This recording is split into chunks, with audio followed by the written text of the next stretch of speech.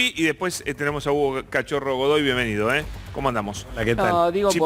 por la afirmación de Néstor Dive, nosotros estamos en las antípodas de lo que plantean los ultraliberales, que solo siempre se les ocurre hacer diagnósticos de las causas de la inflación que van contra los trabajadores, ¿no? Ellos en un momento son, viste, como si yo te dijese cada vez que tenés fiebre es COVID, bueno, ellos dicen cada vez que hay inflación es emisión monetaria. Y a veces, cuando los salarios pueden recuperar, te dicen son los salarios. Siempre se les ocurren explicaciones que van para ajustar a los trabajadores, el presupuesto social, Marx decía lo mismo. bajar Carlos jubilaciones, o los salarios como problema, que es lo que empiezan a decir ahora. Cuando vos ves que en Argentina Macri pulverizó los salarios y duplicó la inflación, y con Alberto también siguieron cayendo los salarios y siguió subiendo la inflación. Entonces, acá lo que hay muy problemático es la caída efectivamente del poder de compra del salario, y eso es lo que hay que poner en el centro. Hoy la multitud que hubo movilizándose en Plaza de Mayo en estos 3 días de marcha federal, ¿Qué significó para vos eso? un hecho muy importante de los sectores más postergados, pero apoyados por el sindicalismo combativo, por otros sectores, pero sobre todo los compañeros de la Unidad Piquetera, que tuvieron el gran mérito de lanzar la movilización con el apoyo en todo el país, mostrando que no se llega a fin de mes, que la plata no alcanza, dando cuenta de una realidad. Yo ayer leía lo que tiene que cubrir el salario mínimo, por ejemplo, ¿no? Lean, ley de contrato de trabajo, lo que tiene que cubrir el salario mínimo, pero ni por asomo lo que son los 40.000 que ahora se va a llevar, un poquito más que va a tener. Es menos de la mitad de lo que debería cubrir el salario mínimo. Y bueno, imagínate la gente que apenas puede acceder a un plan potenciar trabajo para poder sobrevivir. No alcanza. La caída brutal que ha tenido en dólares el salario mínimo y en peso en poder de compra.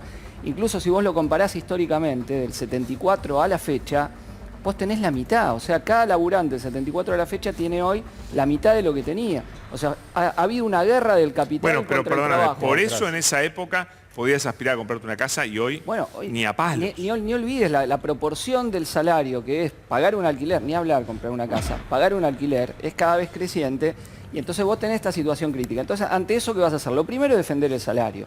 El salario, no puede haber nadie que cobre bajo la línea de pobreza. Nadie, esos son más o menos 90.000 pesos. Nadie debería cobrar eso, cobrar menos que eso, perdón. Debe indexarse mensualmente según la inflación. Por ejemplo, los bonos SER se indexan según la inflación. Eso le da el gobierno y no los salarios. Entonces, digo, son puntos en la emergencia y ya lo venimos diciendo y lo hemos conversado acá, Pablo, una salida más de fondo, que es reducir la jornada laboral a 6 horas para repartir el trabajo sin afectar el salario. Hablaste Claro, ¿no? No podés hacer política con la pandemia. Dejaron que la pandemia no produjo ningún efecto en la economía. Vos ponele el nombre que quiera. Porque estás haciendo política con los muertos. Claro, ustedes no le Estás hicieron haciendo la política con los muertos. No, pero para. Él país está diciendo algo que es cierto. Se recuperó la economía, pero no más allá de donde estaba. Bueno, eso es pero cierto. Lo que es eso un cierto. dato, que en la recuperación creció la desigualdad en el reparto de la torta. O sea, cayó la proporción de los salarios en la renta nacional y creció la parte que O sea, se llevan en los esa empresarios. recuperación no se recuperaron todos. Esa es la clave. me No, pero parece. vos fíjate que esa es la clave. Hubo una transición. Vos fíjate que los liberales Mira. nunca te van a hablar de la concentración de la economía de la que hablaba Bueno, Godoy recién. desde ya. Porque resulta que son súper liberales para quedarse con la plata, pero cuando se producen los desvíos del capitalismo, cuando aparecen las grandes corporaciones que se quedan con la guita, cuando aparecen los oligopolios, cuando aparecen los monopolios, nunca les molesta a los liberales, ¿viste? No, son los monopolios, no, está todo bien, no pasa nada. Defienden Total, los se quedan con la monopolios. guita, lo revientan, te Pero sacan los toda la plata monopolios afuera. son todos- Los monopolios,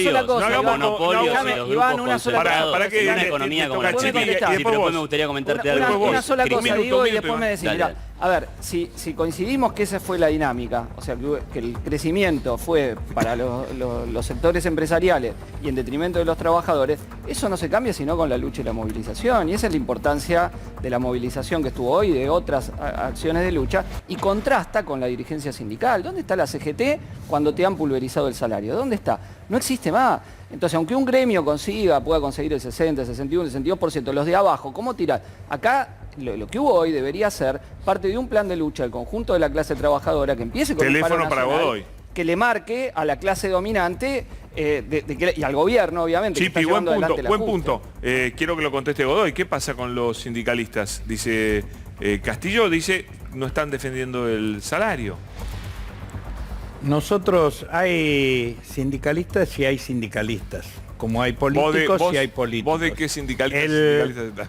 El sábado pasado hicimos el Congreso Nacional de la CTA Autónoma y hemos resuelto convocar en el mes de mayo, más precisamente el día 24, a una jornada nacional de paro y movilización para repudiar la injerencia del Fondo Monetario Internacional y para reclamar que se establezca un salario universal, que el gobierno establezca un mecanismo de control de precios más firme y decidido, y para que efectivamente las paritarias permitan que los aumentos de salarios estén por encima de la inflación. Este año no va a ser menor, Pablo, este año la inflación no va a ser menor del 65%, y por lo tanto es necesario que se establezcan mecanismos de control de precios y que además se garantice que las paritarias y que el Consejo del Salario Mínimo Vital y Móvil establezca aumentos por encima de ese nivel. Buen punto. ¿Está bien eso o no? Yo creo que hubiese estado muy bien que se hubiesen sumado hoy a la marcha federal, lunes, desde martes, miércoles y jueves, y hoy a la movilización que fue multitudinaria y que es la acción más importante en defensa del trabajo, del salario, contra el hambre y la miseria que ha ocurrido en nuestro país. Entonces, porque criticar lo que hace el gobierno está bien, pero hay que movilizarse, luchar, cambiarlo en la calle, porque si no, esto va a seguir de la misma manera. Y además, insisto... Está bien, Castillo, pero los que tienen capacidad de parar la actividad son los sindicatos y la izquierda no tiene sindicatos. No, hoy participaron distintos sindicatos la izquierda no tiene prácticamente incidencia sobre las conducciones nacionales de los sindicatos. Y la actividad se para desde los sindicatos. No es así, hay una parte del sindicalismo combativo que participó hoy, que estuvo presente en la jornada de lucha, que acompañó desde el comienzo la marcha federal y es muy importante. Son marginales las comisiones internas que tiene la izquierda. Pero, a ver, es verdad que la mayoría del movimiento sindical... la mayoría del movimiento sindical... No bajó, es que el gobierno siempre tuvo, el peronismo, la mayoría del movimiento sindical. Y eso, al revés, no es de mérito de la izquierda, sino de mérito de los sectores que atados al gobierno están paralizando la fuerza de acción de la clase trabajadora. ¿Son suicidas los trabajadores que no les gusta estar bien, que no quieren estar con los... sindicales están en una situación que es... Hay un discurso de la izquierda que siempre pareciera que los trabajadores se pegan tiros en los pies todo el tiempo porque no eligen a la izquierda.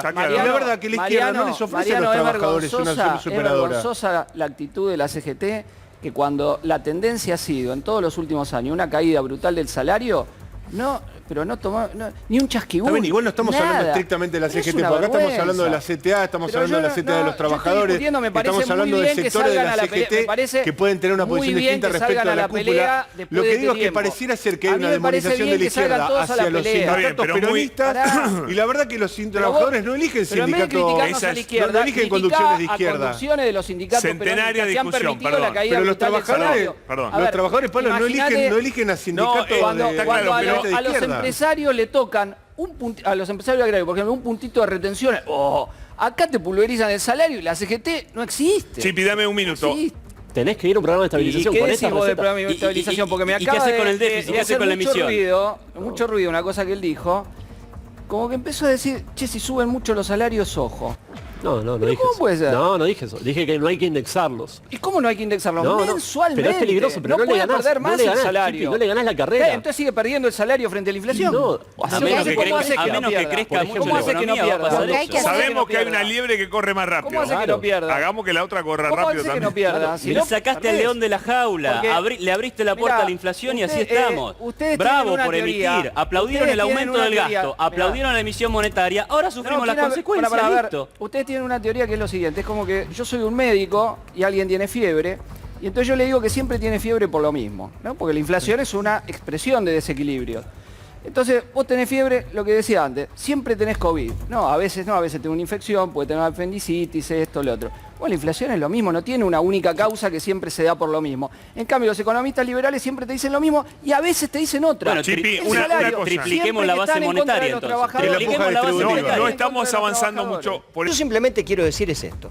No que estoy haciendo un asado al lado de una persona que no tiene trabajo. No estoy diciendo esto. Lo que estoy diciendo simplemente que en este momento tan particular de la Argentina hay gente que hace política con los pobres y hay gente que se preocupa por los pobres. No, pero primero vamos a ver si el número termino con eso.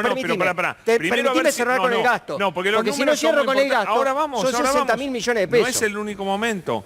¿Este cálculo que hace él está bien o tiene errores? Ese cálculo da que una familia está por debajo de la línea de pobreza en el cálculo que da él. Puede trabajar también. ¿Cómo? Pero el que cobra el potencial trabajo lo hace haciendo 4 una horas. prestación. 4 horas. Pero dijimos acá que pueden hacer changas también. Déjalo contestar, déjalo contestar. Déjalo contestar porque trajiste los números. Siempre agarrártela con el que menos tiene. Vos tenés que pensar que una familia, aún suponete en los casos que sean 2, el caso que vos decís, ¿cuánto te sale un alquiler? En un barrio de emergencia, ¿cuánto te sale un alquiler? No tengo ni idea, 20.000 pesos, 30.000 pesos. 30.000 pesos. O sea, de esa plata que vos tenés, descontar el alquiler. ¿Cuánto te sale comer? ¿Cuánto te sale viajar? ¿Cuánto te sale estar? Con eso no llegás, ¿sabés a cuánto? Una familia, suponete que recibe eso, ¿a qué día llega del mes? ¿Te puedo contestar? ¿Al día 10, al día 12? ¿Te puedo al día contestar? 13? ¿Te puedo contestar? Y además te digo, hacé la experiencia siguiente. Viví vos con ese ¿Me permitís con ese contestarte? En una familia. ¿Me permitís No lo contestarte? tenés. Dale, contestar. Pero te digo que lo que está, que vos no decís la realidad, es que la mayoría de las trabajadoras y trabajadores que reciben el potencial trabajo hacen changas, viven en la informalidad. ¿Te puedo decir algo? Son parte de ese los mismos problemas que tiene. Primero lo que dijiste dijiste respecto de los pobres, que yo me tiro contra los pobres, eso corre por tu cuenta, no es así. Porque vos opinás, eso no es así. Vos opinás que los que están organizados se movilizan y luchan. Hay alguien que lo lleva de la nariz y no que se organizan y luchan porque tienen necesidades. Yo lo que digo es que el gobierno le da todos los meses... ¿Me permitís hablar? Sí, pero el gobierno le da todos los meses 73.000 pesos a una familia que no tiene trabajo. Lo que yo digo no le da es que además... a una familia a una pequeña parte del universo que no tiene trabajo, porque los planes potencial trabajo son nada más que 1.200.000. 1.200.000. Es poquitísima gente frente al universo. A eso tenés que abrir empleo y medio. Lo que pasa es que si a esa gente le das una ayuda, Pablo, ¿vos proponés que le den menos ayuda? No, porque en todo caso, millones si vos lo dividís por 2 son 600.000 familias. Nada más. Vos podés hacer todos los cálculos que quieras. Son 600.000, nada más. La realidad, si vos tomás la 2, realidad, son 600.000 familias. la realidad es que el gobierno destina todos los meses 60.000 millones de pesos para ayudar a la gente que menos tiene. En un contexto de crisis, no hables encima mío porque después si no, no se entiende. En un contexto de crisis como el que estamos viviendo, ¿a vos te parece que darle 60.000 millones de pesos a la gente que menos tiene es poca plata? Es absolutamente insuficiente en relación a lo que le da a la LELIC. Considera lo que se gasta en pagar intereses de LELIC. ¿Sabés cuándo le paga a los pagando al FMI y los acreedores privados? No tiene nada que ver. Pero es una miseria. Perdón. Una miseria. Estamos contando... Es muy poco. Es muy poco en relación a las necesidades que hay. La cifra de pobreza. Perdón, Cintia, la cifra de pobreza. ¿Cuántos millones son? ¿Cuántas millones de personas estaban bajo la línea de pobreza? 17 millones. 17 millones. En la indigencia, 11 millones de personas. ¿A cuánto son los planes? Hay mucha gente que no recibe nada.